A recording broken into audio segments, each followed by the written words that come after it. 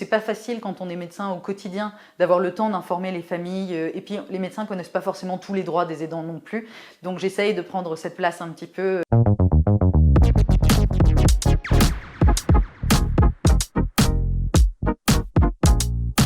Il y a peu de choses qui ont changé malheureusement depuis 2019. Alors maintenant on a un congé proche aidant, mais qui est très light et pas vraiment bien fichu, mais on va dire que c'est un premier pas. Le Covid n'a pas été très en faveur des aidants, le monde du domicile a été assez ravagé, et donc on essaye de récupérer au fur et à mesure les petits avancements qu'on avait pu avoir en 2019. Donc non, c'est important, on continue à se battre. Tous les médecins ont des patients, voient des patients au jour le jour. Moi, j'ai décidé de m'intéresser à ceux qui accompagnent les patients, ceux sans qui, en fait, on ne pourrait pas vraiment prendre en charge les patients.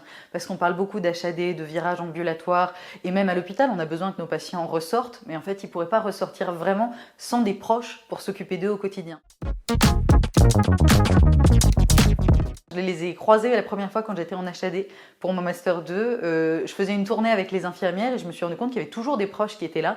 Moi, j'avais peur de m'ennuyer un peu parce que les médecins, ils connaissent rien, on sont infirmiers. Mais soyons honnêtes, je me suis pas ennuyée, j'ai discuté avec tous les proches qui étaient là et les patients étaient tous très différents, de la plaie chronique aux soins palliatifs. Et par contre, ce que me disaient les proches, c'était toujours la même chose. Et je me suis dit, mais il y a quelque chose à creuser quand même là. Et après, les associations m'ont emmené visiter, me rendre compte du monde du domicile, du monde du handicap. J'ai commencé à travailler avec des entreprises sur la question des salariés aidants aussi, qui est très importante. Puis je m'y suis intéressée dans le monde entier, parce qu'en fait, c'est pas une problématique que française. Et peu importe les systèmes de santé, il y a toujours des proches qui sont là, en Afrique, en Asie, aux États-Unis, partout. On ne forme pas du tout les médecins à la question des aidants. La majorité de ceux que je croise apprennent le terme quand ils sont internes ou dans leur pratique professionnelle après ça. Moi, je me bats pour que ça intègre la formation déjà initiale des médecins, parce que quand même, la famille, c'est extrêmement important. Tous les médecins qui sont déjà en exercice, ça commence à s'intéresser au sujet, ça bouge. Et c'est bien, le monde de la médecine, c'est pas un monde qui est bloqué. Les médecins se rendent bien compte que les familles ont besoin d'aide aussi.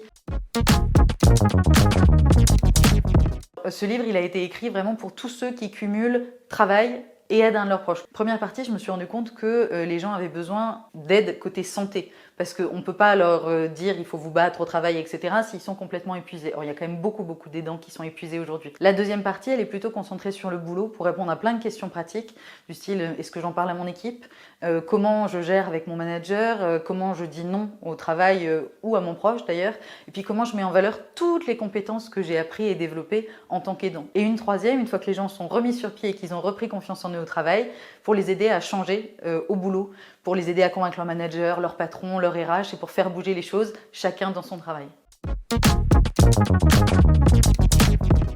Alors, j'ai déjà été aidée, j'ai une spondylarthrite ankylosante, donc quand je suis en crise, j'ai régulièrement besoin d'aide, souvent de ma mère ou de mon frère.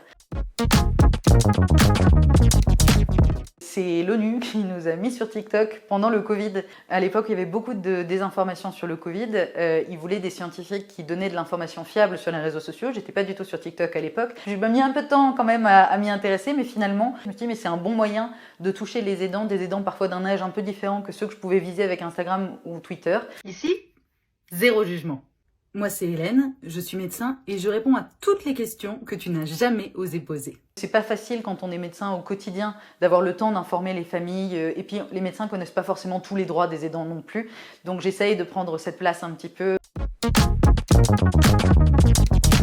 Ce que je trouve génial dans la santé publique, c'est qu'en fait, on construit sa spécialité. Je trouvais que c'était un bon moyen d'être médecin, d'avoir une vraie compréhension du système de santé, de pouvoir agir sur la santé d'une population en particulier, là très clairement les aidants, de pouvoir travailler un peu sur l'international, d'avoir un emploi du temps complètement libre.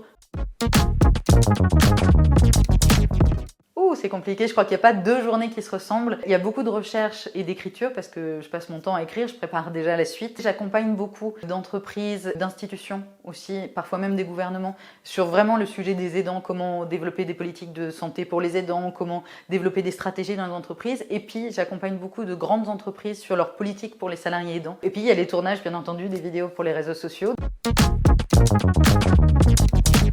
Jamais m'arrêter.